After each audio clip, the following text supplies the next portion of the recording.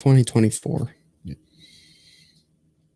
Welcome to the Fearless Podcast. In a time of deceit, telling the truth is a revolutionary act.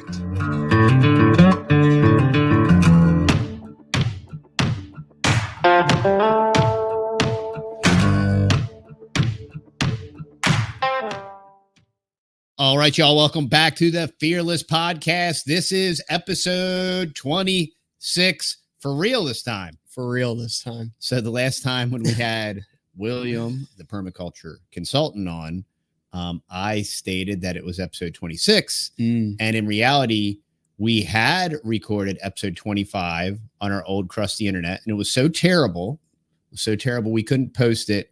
And it was action-packed. And it was hilarious.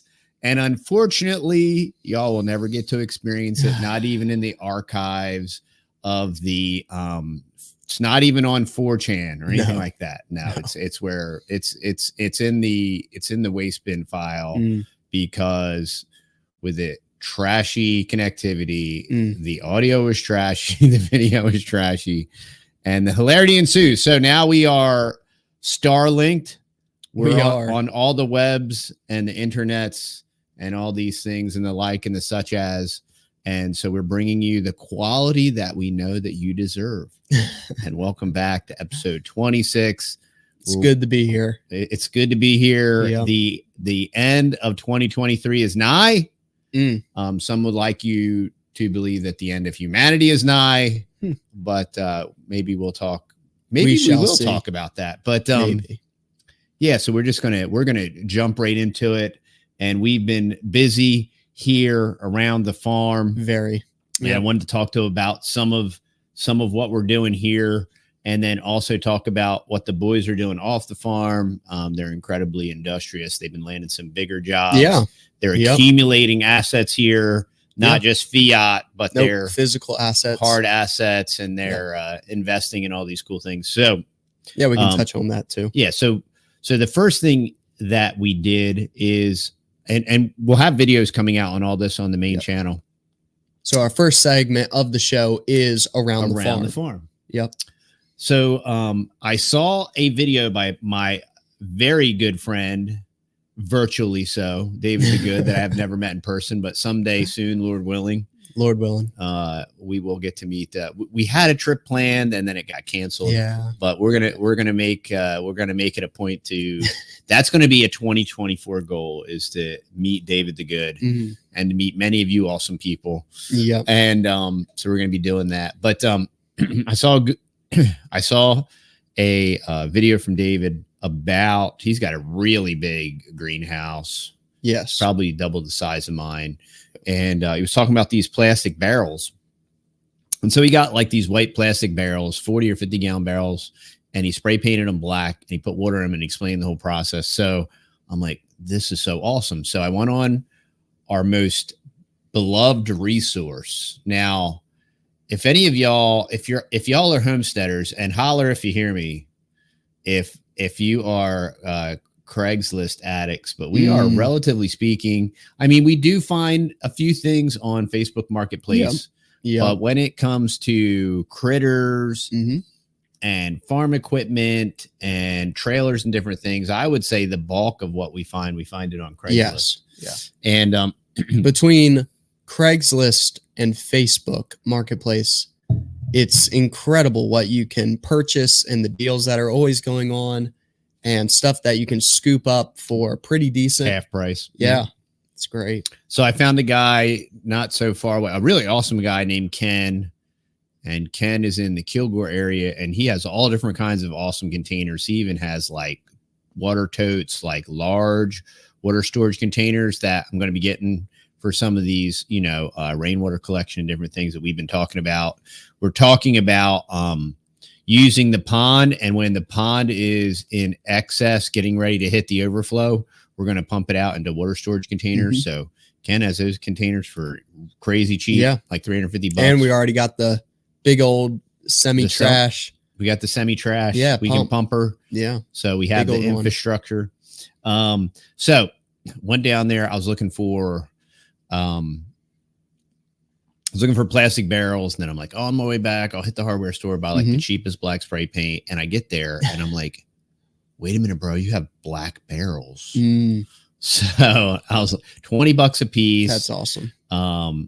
Pristine condition. Yeah, and you don't got to worry about the spray paint ever peeling off or doing anything goofy, you know? Yeah, and these barrels were brand new. Yeah. 2 of the barrels had glycerin in it. Not nitroglycerin, y'all. Glycerin, like the, and then 2 of the barrels had auto laundry soap, so it's from a car wash.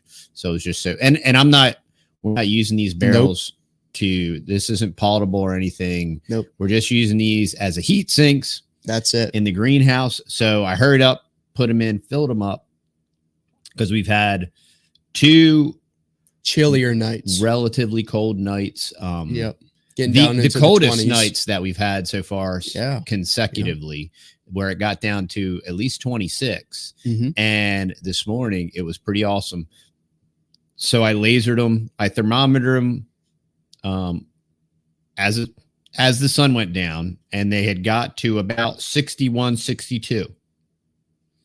And then in the morning, probably around 8, I went back in there, and the greenhouse was still very cool. The greenhouse was definitely 50 degrees or whatever. And I shot the barrels, and they were like between 58 and 60. And I'm like, wow. Now, if you shoot the top of the barrel, you get the warmer water. Sure. If you shoot the bottom of the barrel, it's a minimum of 10 degrees colder. And the cool thing about this is that these barrels will work as heat sinks both ways. So in the winter, they will absorb heat and slowly exhaust heat into the greenhouse. So I put the barrel side by side, and I gathered all the larger plants around them that I want to, keep warm. So this is completely, relatively, almost exclusively free heat. It's completely passive. It's idiot proof, which is great for me. I need something that's idiot proof. I tried last year. I tried a propane here, which worked great, but man, it would go through $28 of propane a night. And I'm like, man, this isn't scalable. Like I can't think about, because I want to have some tropical or maybe some subtropical trees in there. Right now I got a large moringa. I want to have some citrus in there. I have a VP. I have a variegated citrus in there right now, but I want to expand on the citrus, maybe a Suriname cherry or some really cool stuff like that. Maybe a mango if I can pull it off. And I'm thoroughly convinced that this barrel system is going to work.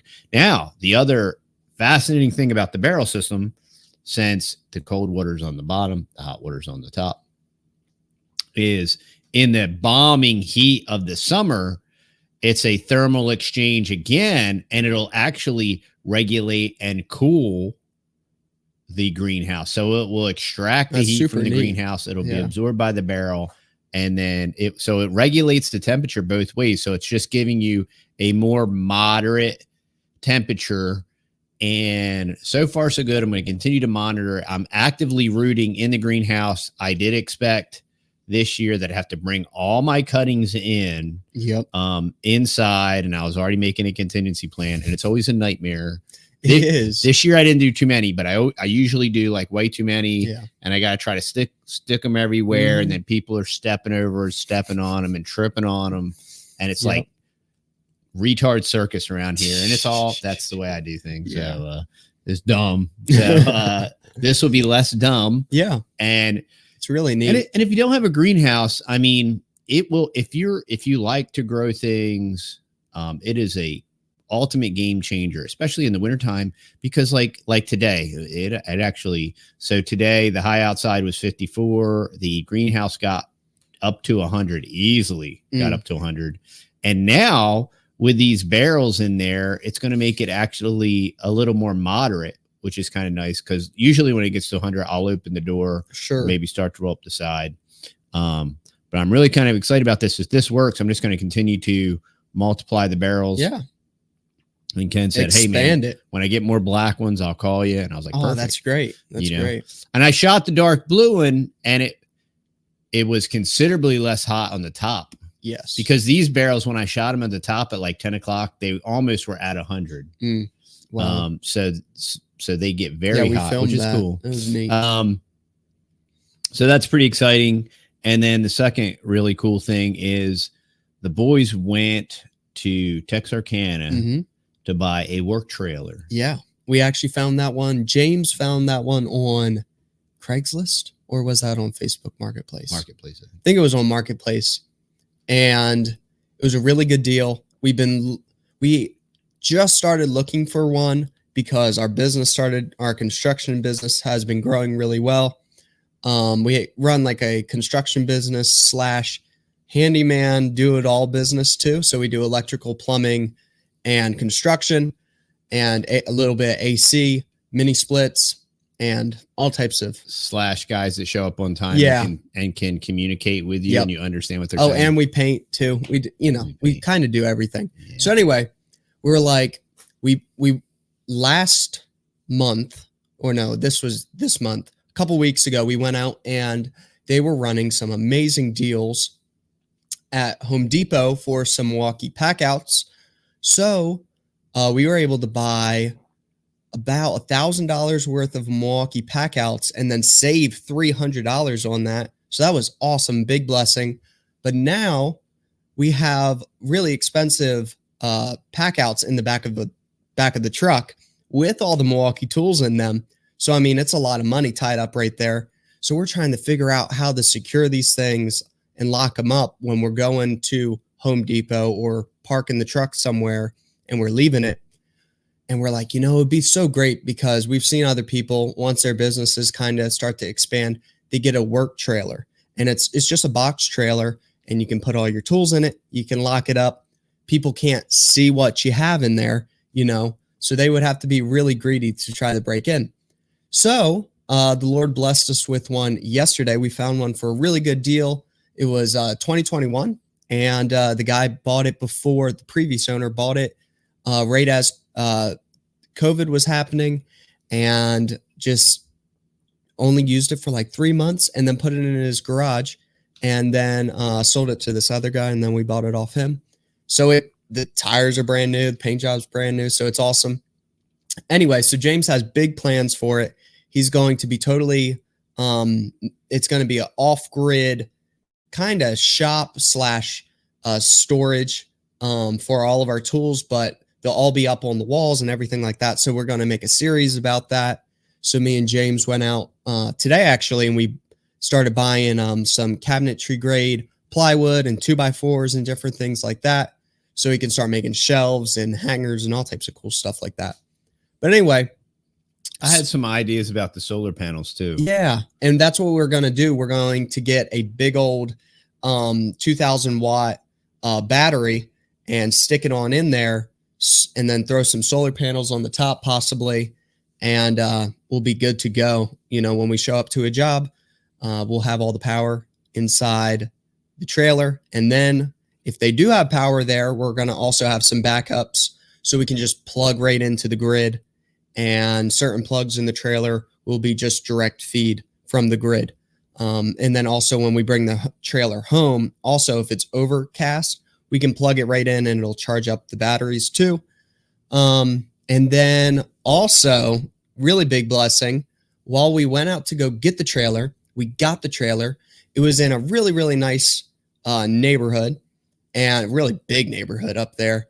And we start driving back, and I'm like, what in the world are I'm talking piles of bags, and they were stuffed. So I stopped and looked out my window, and me and James were trying to figure out what the heck was in them. We're like, dude, those are leaves. This is great. And then I remembered, I was like, oh yeah, that's what people in the neighborhoods do when it's fall time. They bag their leaves and throw them away. Yeah. So, you take good resources and you throw them in the landfill where they stay for thousands of years. So we just started going around the block. We just kept going. I'm like, this is awesome. We got 30 plus bags of leaves the one gentleman had 6 out at the street, and I was like, hey, is it okay if I take them? He's like, go for it. Go nuts. He's like, I got 6 more in the back. I'll go get them for you. I was like, okay, great. He's like, what the heck are you going to do with all this stuff? I'm like, we're going to mulch trees and make it into compost. He was like, oh, okay. You know, it's just funny how people are disconnected, you know?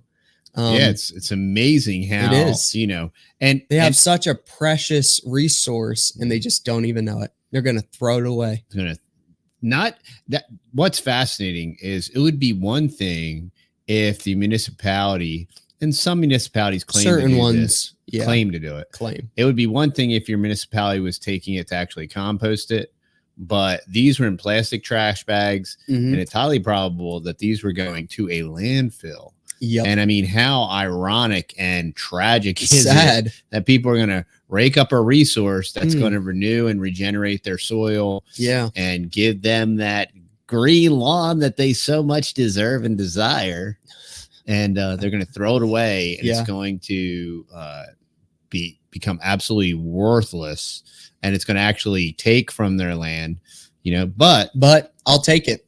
I'll take it too. I'll take it. Great. You know, they did all the work for me.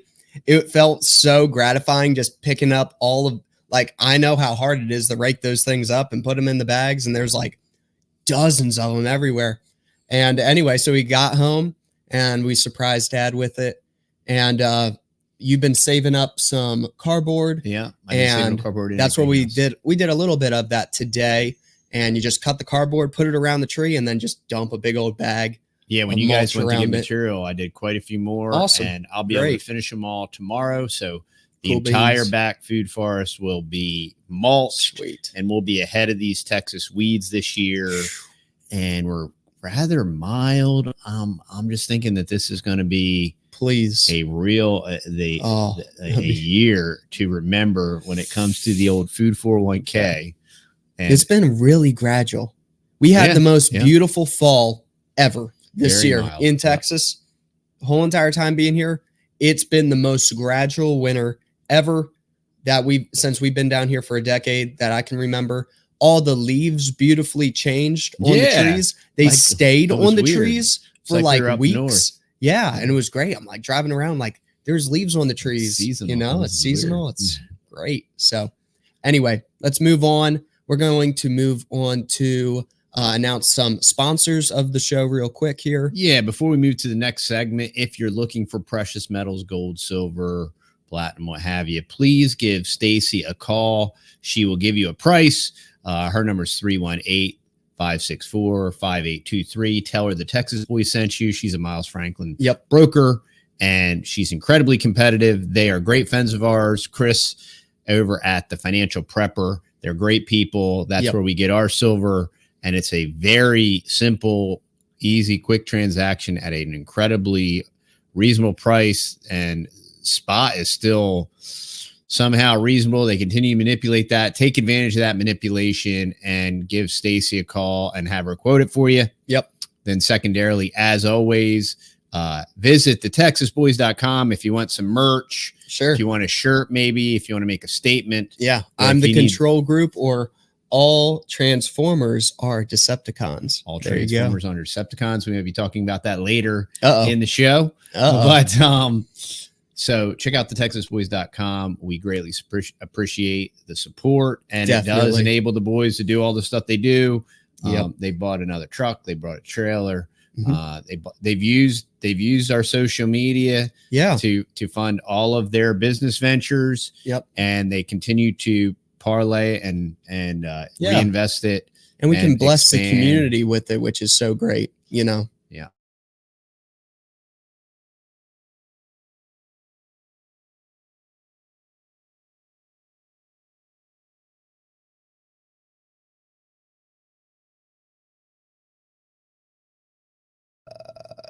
There we are. Now we're back. Good. That's great technology. We're going to roll with it, though. We're going to roll with it. All right. I'm just going to go ahead. You can keep going. I'm just going to double check that our audio is still going here. All right. Our audio is good. All right. Oh, thanks for checking that. Because I would just keep talking. I know. Like, oh, the audio went out, and that one's going to be trash too. I was like, uh-oh. All right. Let's move on. That must have been a Starlink. burp. The old Starlink. Thanks, Elon. All right. So we talked about around the farm. Hey, how about a health check? Sure. Health check. So health check. You want to go first? I'll go first. Yeah. So, for those of you that follow the channel, we're carnivore, 204 days carnivore, family of 8. And I have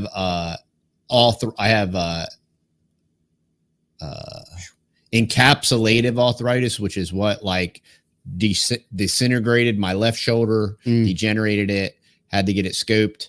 30 to 40% of my labrum's missing.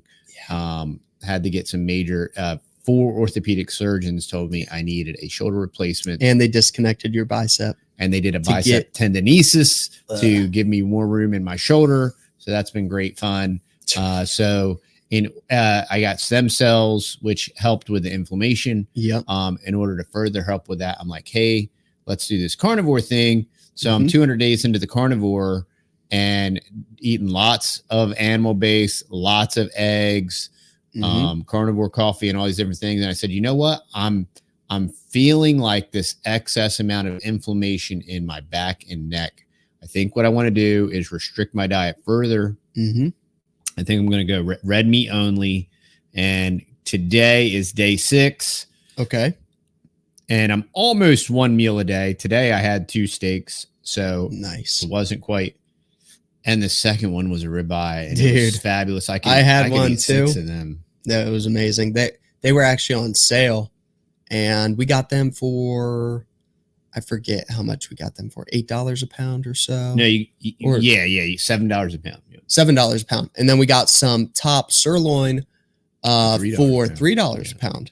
Yeah. So always be checking y'all's local grocery stores for the deals. After the holidays, they're always trying to push that stuff real quick, because it's been sitting there all weekend long or all week long. So day 6 in, inflammation in my neck and back are totally gone. Because what'll happen is that inflammation builds up. My neck gets out of joint. I got to go to the chiro. They crack me. It's good for about a week, and the inflammation builds back up, and it gets. But now, when the inflammation's gone, it just cracks and moves. And when I do my inversion, everything goes click, click, click. Everything lines up, and goes back. So I'm day 6, red meat only, almost zero inflammation. My ketones are at like a 5. Great. And I'm feeling pretty optimal. We're just getting rid of this head cold thing. Yeah. I'm thinking about doing some weighted ruck running. I almost did a chin up. That's great. So I'm getting some. How long has it been since you've been able to do a chin up? That's been over a year. Over a year. Yeah. And I can't do an overhand. I can't do a pull up. It still feels like there's literally nothing there. Like there's no power there. I can do. You still do your push-ups. Yeah, I can do a chin up. I can almost do 1 chin up. Nice. So I'm working on it. When I hit that milestone, I'll record it for y'all. That's awesome. And you can watch the old geezer guy do his grandpa workout. Yeah, that's great. And real quick, I'll give you a little bit of a health check on me. Carnivore as well. Had an amazing ribeye tonight. Pretty much have been eating Nomad pretty much the whole entire time. Except OMAD. Is it OMAD? 1 meal a day. I always get Nomad internet. Yeah. I always get that messed up. Anyway, except for like certain times, Mom will make some eggs or bacon in the morning, and sometimes I feel like eating that. But for the most part, 1 meal a day. Been feeling really, really good. And yeah, actually, really, really cool deal is I actually been able to start to work out again because of my shoulder surgery. Feels incredible. Feels better than the first time I had my surgery done, because what I was remembering back, even when I was 100% healed after the surgery for the first time, it still kind of felt clunky a little bit and loose and crunchy and just not perfect at all. Like I felt like somebody had been in there and worked on it. But now, since he's done fully reinforced my labrum, it just feels exactly like my other shoulder. And heal time was way faster, even though it was more aggressive this time, this surgery going in there and what he did. But yeah, I let it rest, and I thought I was going to lose a lot of muscle mass. At least that's what I thought in my head. But then I probably would have maybe a little bit or a lot of it if we kept on with the whole vegging thing and everything like that. But being on this carnivore diet, it's been incredible. Been able to like just bulk pretty much, and bulk on muscle, you know, and a little bit of fat there too. So it's been really great. So I started working out a couple days ago, and the muscle memory came right back. It feels like I just pressed the unpause button from the last time I was working out. Strength's pretty much all there. Still a little bit, the little micro muscles all around the shoulder are still a little shaky, you know, but pretty much all the muscle mass is totally there, and the strength's totally there, which is very exciting to me. I just have to remember to take it slow, easy, you know, and because it is technically almost all the way healed, but still just the ease into it. So that's really exciting for me, because that's a big deal to me, is working out and getting stronger. And yeah, so that's my health check. Been doing good on the old carnivore diet. And man, if you could only eat those ribeyes every day, oh man, I'd be set. Be That's set for life, man. Breakfast of champions, right Breakfast, there. lunch, dinner. Man, I could eat that thing 3 times a day. I could crush those. Woo. Boy, they're good. But anyway, all right, let's move into So we have some interesting news that we want the to news discuss. segment. And right off the bat, it was really funny because I think I had mentioned this. Oh, no, I remember what it was. We were watching a YouTuber, Matt. Who's the really fat guy, the Southern guy that's funny?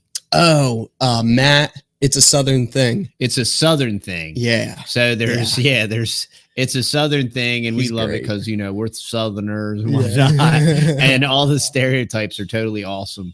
And he did like this 2023 recap, and he was like interviewing 2024. It was very hilarious. It was hilarious. And he mentioned like the Chinese balloons, and I was like, that's so weird. He mentioned a couple things. I'm like, that you wait totally a second, forget about. That happened this year. I was like, dude, I totally forgot about that. I'm like, Chinese balloons, and I'm like, isn't that so weird that it was here and then it's gone? It was like this super big deal, and then you don't hear anything about it. That was a lot of things this year.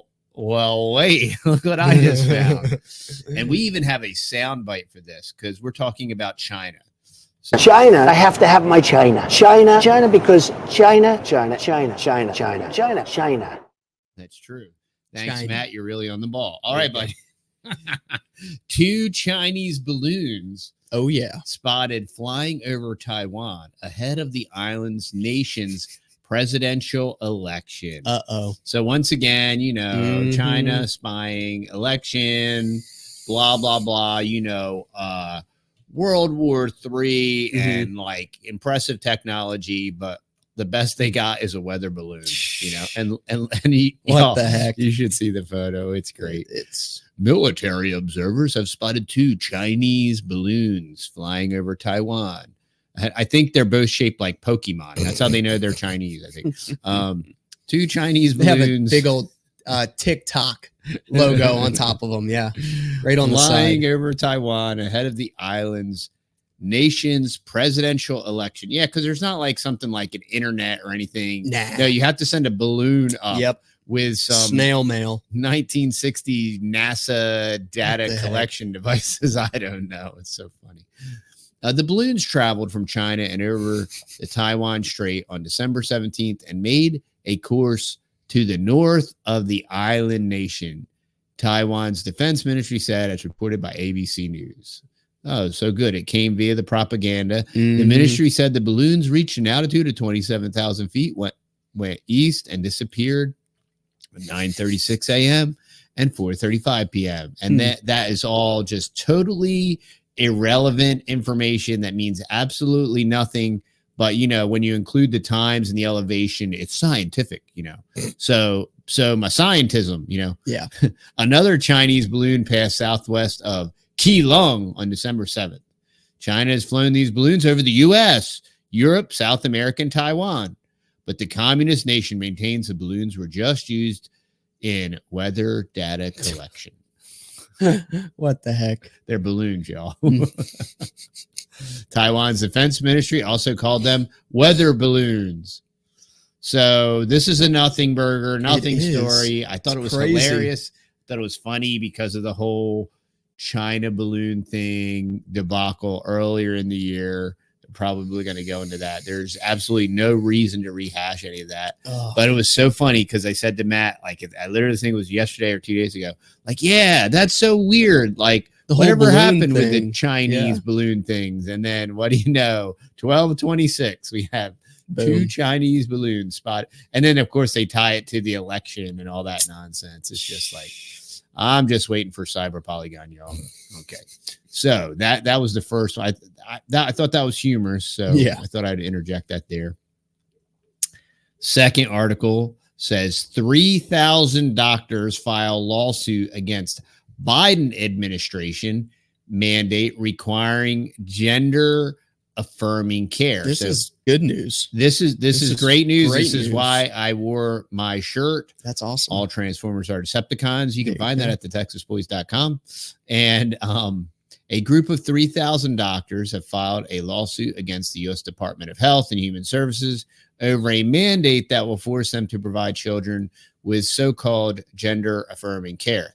The suit was filed by the Alliance Defending Freedom on behalf of the American College of Pediatricians, Catholic Medical Associations, and an OBGYN who focuses on adolescent care. The mandate expands the definition of the word sex in civil rights statutes to go beyond biology and encompass an individual's declared sexual orientation and gender identity as well. So it's incorporating newspeak and the new words from the dumb dictionary, you know, where you have to dumb it down and you have to invent stuff that isn't perceivable in reality. Yep. So that way, if you change the definitions and the words and the meanings, you can say whatever you want and say absolutely nothing and completely postmodernize Western society, Western culture, and you will post-truth and post-modernize both the country and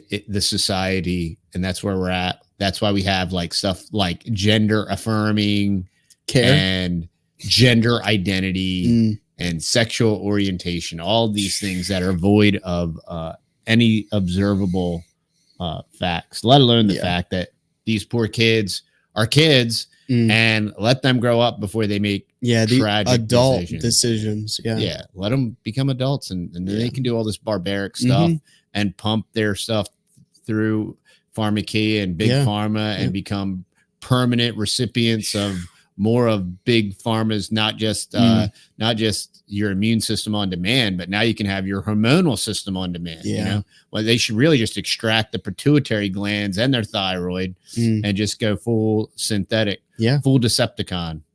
But so that's good news. It's good that these doctors are at least standing up and fighting back, and it's good to see different states taking action against the butchering and mutilation of children. It's disgusting, and it's, you know, it's just it's the fall. Rome is burning. This is a symptom. And you know, it's sad that children are pawns, and these children are pawns in this political game of just this purple breathing nonsense.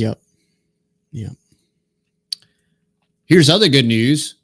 Bear Santo, previously known as Monsanto, previously known as Bayer, now known as Bayer, Monsanto ordered to pay, previously, before all that, known as IG Farben, Monsanto ordered to pay $857 million to 7 people exposed to toxic forever chemicals. Good. Agrochemical giant Bayer Santo has been ordered to pay a staggering $857 million. I still think that's like $2 trillion less than Alex Jones. I think $857 million to 5 former students and 2 parent volunteers of Sky Valley Education Center in Monroe, Washington, for exposing them to polychlorinated biphenyls. So this isn't even glyphosate. This is a whole new great, super awesome chemical that makes the world awesome. PCBs. This is BASF. This is better living through science and all this postmodern, post-industrial sludge. Yeah.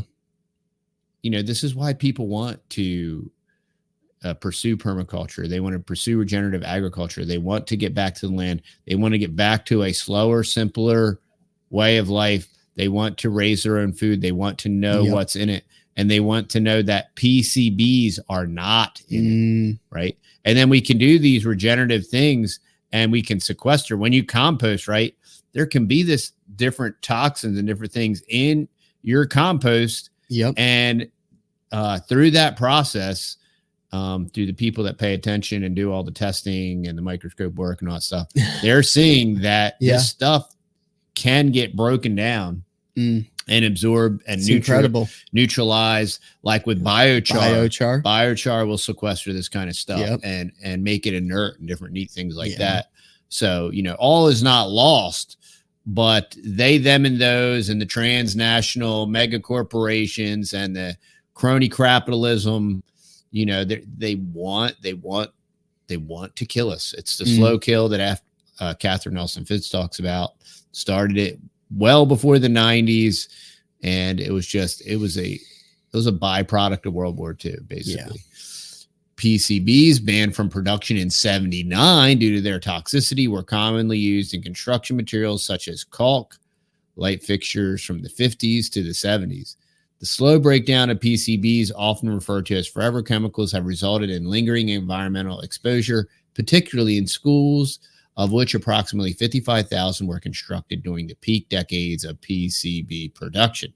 In other words, PCBs are still present in the environment even after being banned for decades. Carrie Hornbuckle, a professor of environmental engineering at the University of Iowa and an expert witness for the complainants,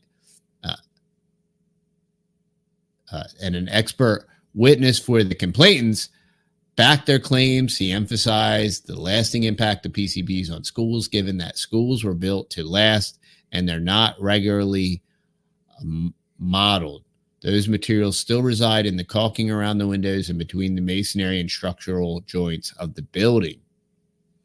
As a result, the jury awarded a total of $73 million in compensation and $784 million in punitive damages to the complainants. Henry Jones, an attorney of the plaintiffs, told CBS no one who heard this evidence would ever change places with any of these people in exchange for all the money the jury awarded. However, Monsanto strongly disagreed with the verdict and announced their plans to appeal. We disagree with the verdict and will pursue post-trial motions and appeals to get this verdict overturned and to reduce the constitutionally excessive damages awarded. The objective evidence in this case, including blood, air, and other tests, demonstrates that plaintiffs were not exposed to unsafe level of PCBs, and PCBs could not have caused their alleged injuries. Monsanto faces mounting legal battles while losing billions of dollars due to toxic products. Good. And if you want to go back and listen to, I think it was me and Chris at the Financial Prepper, we talked about the book, The Great Taking, which you can find at thegreattaking.com.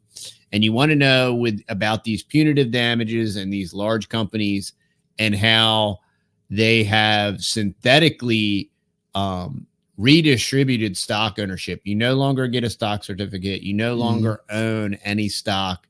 You are reserved the rights to the stock, but you are in a second or third position, a secondary or a third position. And who has the rights to these stocks? Like, say, if Monsanto gets penalized till they are no longer profitable and they go out of business, even if you own, which I don't know why anybody in the right mind would own Monsanto stock. Apparently many people do, but you wouldn't even get the rights to the proceeds if Monsanto was liquidated, because you're in third position and they, them, and those, and SEC and all of those people at the top of the pyramid and the top of the, so like if you looked at the back of the dollar bill and you see the all-seeing eye at the top of the pyramid, it's those handful of guys that are behind that all-seeing eye on the top of the pyramid. Yeah. They're the ones that are all in line to get your money if you're playing in the stocks and the bonds and you're fettered with stocks and bonds in the synthetic and they all pull market. out before it crashes too. Yeah, and they hold the first position, so they could even stay in and they would still get all the money because they're in the pre-market. They're actually trading ahead of you and buying it and selling it to you for fractions more in the pre-market, which you're not allowed to do either because you're a pleb. So okay, so that's some more good news about Monsanto. Yeah, they're going to get they're getting sued over and over again. And isn't it neat how these mega corporations can like damage people and hurt people and give them cancer? And it's just like, hey, look, you just pay your fine. Yep. Continue to pollute the environment. Just like the military industrial complex, drop your bombs, continue. Oh yeah. Freedom. And Israel and Palestine and Crimea and Ukraine. Drop all your bombs. These people need freedom and, pollute the world and never have to pay for it. You pay a couple penalties, make $6 trillion and you'll have to pay like a couple $100 billion. Like who cares if you made $6 trillion if you had to pay a couple $100 billion? Yeah. It's nothing. Yeah. It's a drop in the bucket. It's nothing. Yeah. So there's Monsanto, some relatively good news there. And the last article is called, this was on Blacklisted News, Everybody Loves a Generous Government Until They Have to Pay for It. And this has been the question of the decade, at least for me, is when are we going to have to pay for this? When is the alchemy? When is this fiscal alchemy and the quantitative easing number 48, and then all of the derivative shenanigans and credit default swaps and fractional lending, and then the removal of fractional lending to no fractional lending, like no fractional reserve required. Just arbitrarily crazy, unbelievable. So not only does everyone love getting free money, air quotes, from the state, they also love hearing the fantasy repeated endlessly that debts are no problem. And I was actually taught this when I went to college. Really? Yeah, I was taught Keynesian economics, and I was taught that this is kind of funny when I say it now because it sounded good when they said it. They said as long as the national debt does not exceed the gross domestic product, we'll be totally fine because John Maynard Keynes said so, kind of thing. And but now, y'all, that's funny. Now that is incredibly not true. Incredibly, the gross domestic product is far smaller than the national debt, and when you take into consideration the unfunded pension liabilities, like it is so staggering. And so we know that this is problematic, which is why we live the way that we live. It's why we prepare for rainy days and snowy days and rainless days and all kind of days. Yeah. And it's another reason why we do our best to not rely on the government for absolutely anything. And quite inversely, we desire that the government stay absolutely as far away from us as possible.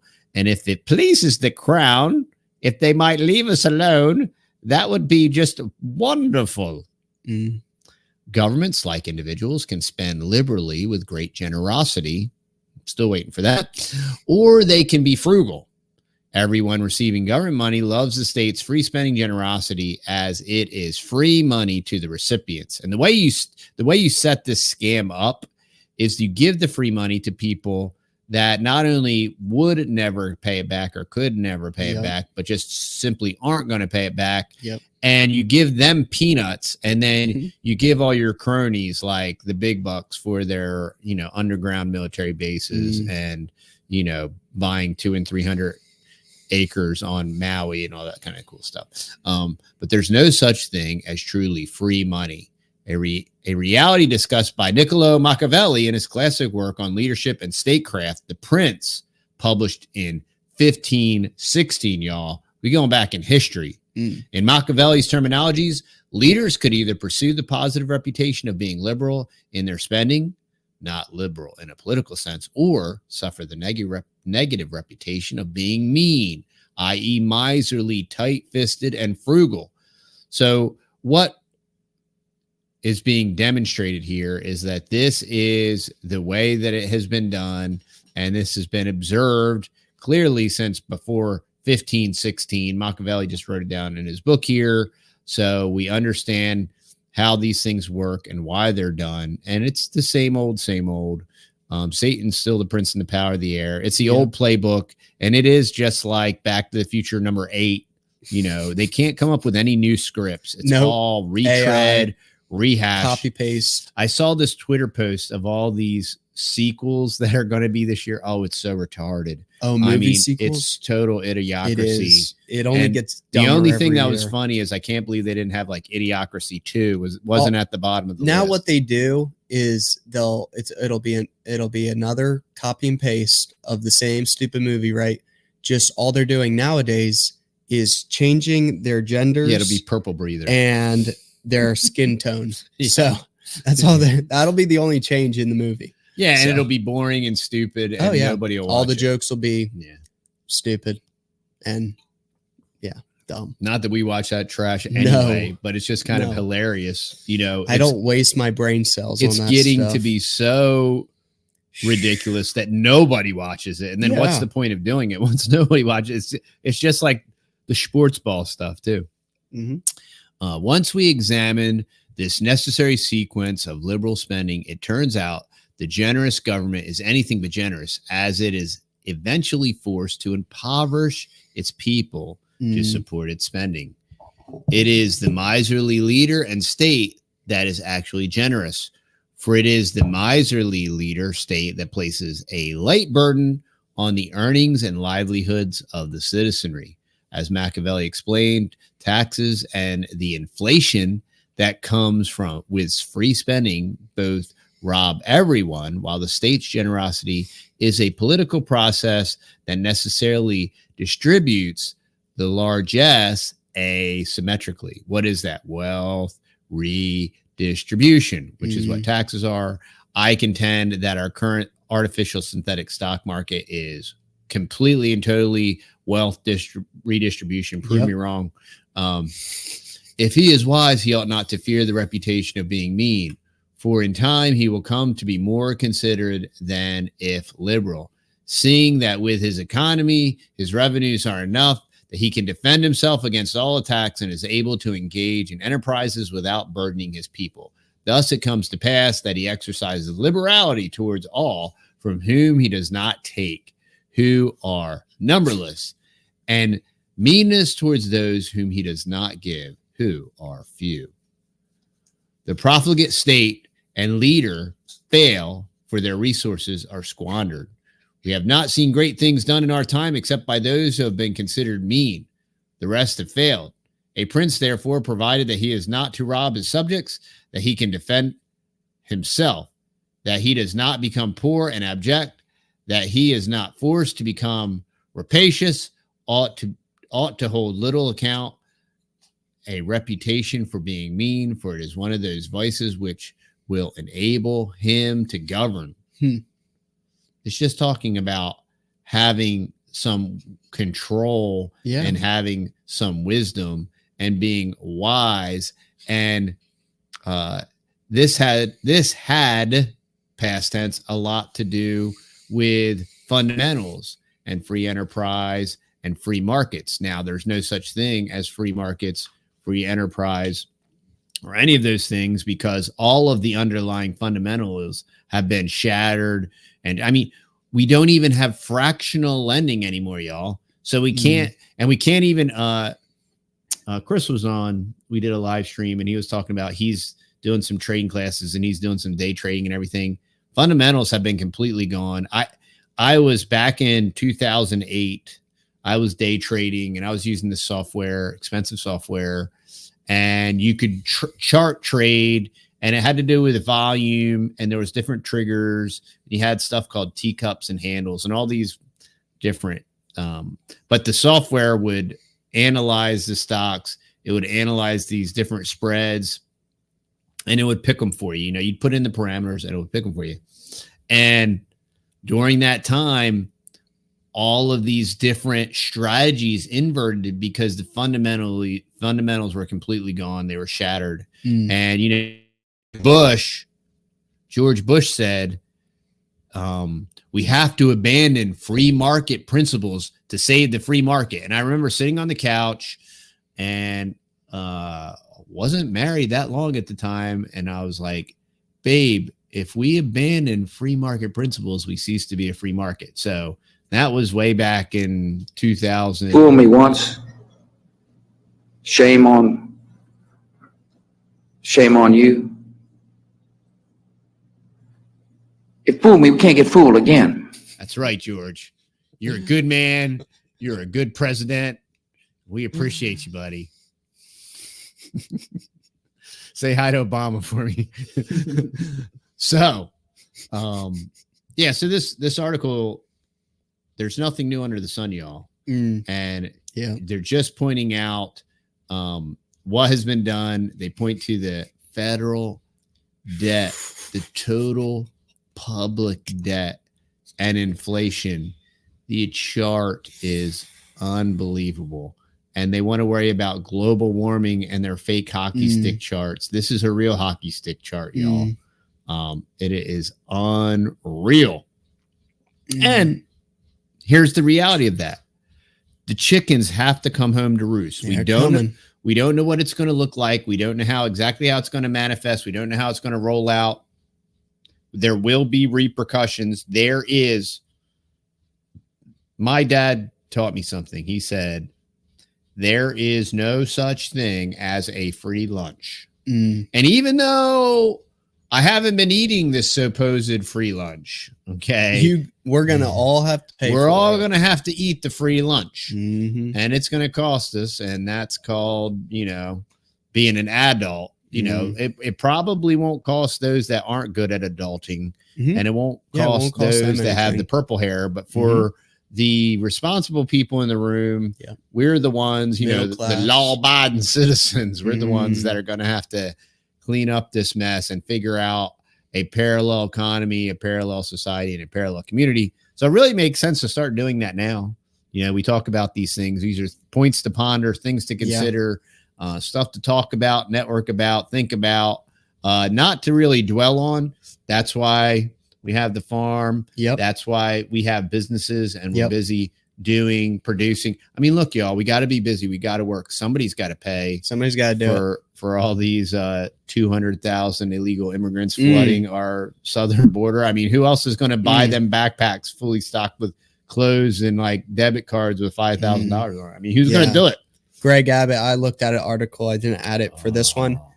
I hate paying Greg Abbott. I hate Greg Abbott so for plane to fly these immigrants. He's letting this so happen. He's literally paying for plane tickets for immigrants. He's totally letting this happen. He's not using those plane tickets are free. Yeah, he's not using every tool in the Texas toolbox he can to actually fight this. And then they always want to say Joe bribing. He always blames it on Joe. And like, you're not doing everything you can do. You are the governor. Yeah. Like, yeah, he's a traitor. What the heck? He is. I mean, is there worse? Maybe. Yes. But there's nothing worse than a fake. And Old Wheels is as fake. Oh, as he is fake. So fakey fake. So with that being said, I think we hit the around the farm. We had the health check. We hit in the news. And you want to tell them about the other segment that we want to eventually have on the show? Yeah, we want to have a consistent segment of like viewer mail. Yeah, for the podcast. We want to read your comments. So look, one great way to leave comments is over at the Fountain app. So if you're subscribed, and the Fountain app just rolled out their brand new 1.0 update. Oh, and it is super tricked out, very sleek and lean and neat and cool. And you can comment over there. You can drop sats, SATs, which is a derivation of Bitcoin. So, and Fountain will also pay you for listening to your podcast over there. It randomly selects when you listen, and they'll pay you sats, and it is a value for value over there. So you can leave comments on Fountain, and we will respond to them. You can send us emails at countrytexasboys@gmail.com. We'll answer your questions. Sure. You can leave comments down below. And we want to get into a regular routine of answering questions. Definitely. Viewer mail. Oh, yeah. So that is a question. That's a segment that we want to add, but we need y'all's feedback for the viewer mail. And we love and appreciate y'all. And this is value for value. So if you appreciate it, share this podcast. Yeah. Go to whatever. Drop a 5-star review. Please drop a review. Share it with your friends and family. Share it with your enemies. Share it with your frenemies. There you go. Share it with people that you just might want to just like, incense them or something. Listen to this. There you go. But we love and appreciate y'all. Thank you so much.